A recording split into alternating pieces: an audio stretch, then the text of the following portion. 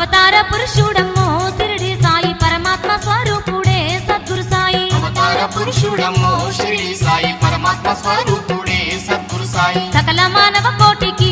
జ్ఞానాన్ని పంచగా ఉదయించిండో సాయి బాబా సకల మానవ కోటికి జ్ఞానాన్ని పంచగా ఉదయించిండో సాయి బాబా కలియుగ జీవులకు లభించిన కల్పతరువు శ్రీ సాయినాథుడమ్మ కలియుగ జీవులకు లభించిన కల్పతరువు శ్రీ సాయినాథుడమ్మ